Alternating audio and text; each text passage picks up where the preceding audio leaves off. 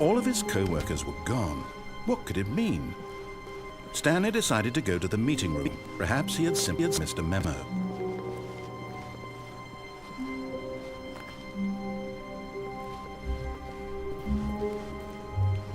When Stanley came to a set of 2 open doors, he entered the door on his left.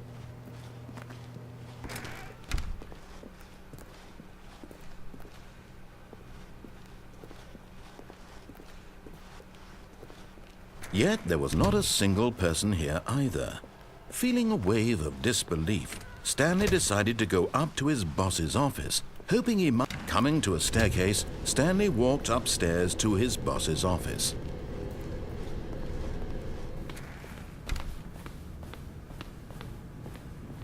Stepping into his manager's office, Stanley was once again stunned to discover not an indication of any human life. Shocked, unraveled, Stanley wondered in disbelief who orchestrated this, what dark secret was being held from him. Stanley was in such a rush to get through the story as quickly as possible, he didn't even have a single minute to just let the narrator talk. That kind of anxiety isn't healthy, so he relaxed for a few moments with some calming New Age music.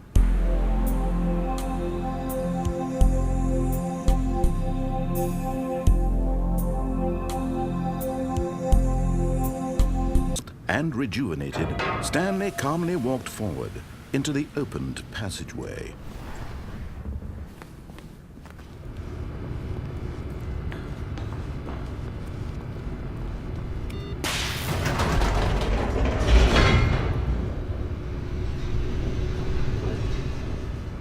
Descending deeper into the building, Stanley realized he felt a bit peculiar.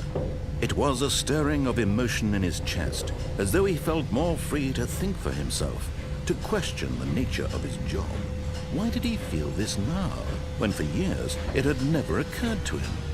This question would not go unanswered for long.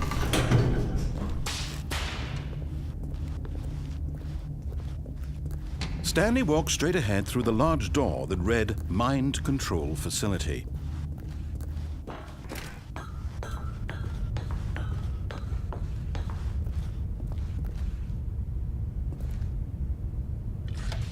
The lights rose on an enormous room packed with television screens.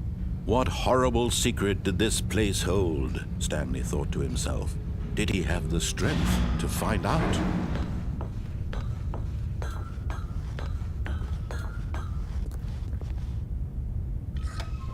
Now the monitors jumped to life, their true nature revealed. Each bore the number of an employee in the building, Stanley's co-workers. The lives of so many individuals reduced to images on a screen, and Stanley, one of them, eternally monitored in this place where freedom meant nothing.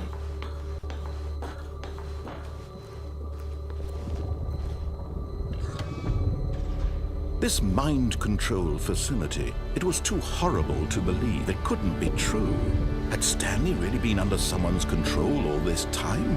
Was this the only reason he was happy with his boring job? That his emotions had been manipulated to accept it blindly?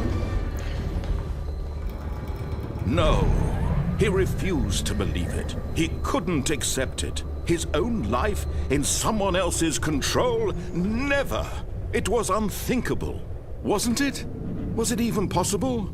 Had he truly spent his entire life utterly blind to the world?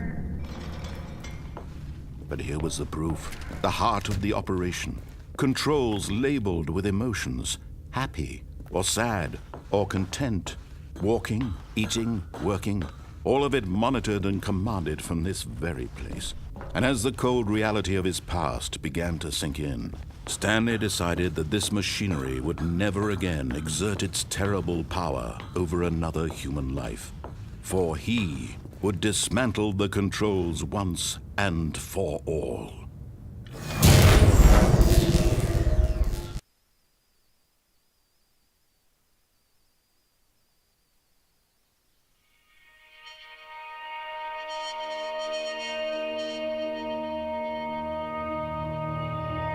Blackness and a rising chill of uncertainty. Was it over?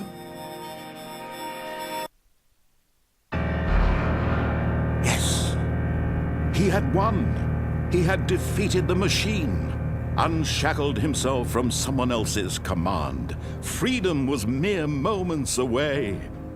And yet, even as the immense door slowly opened, Stanley reflected on how many puzzles still lay unsolved. Where had his co-workers gone? How had he been freed from the machine's grasp? What other mysteries did this strange building hold? But as sunlight streamed into the chamber, he realized none of this mattered to him, for it was not knowledge or even power that he had been seeking, but happiness. Perhaps his goal had not been to understand, but to let go. No longer would anyone tell him where to go, what to do, or how to feel. Whatever life he lives, it will be his. And that was all he needed to know. It was perhaps the only thing worth knowing. Stanley stepped through the open door.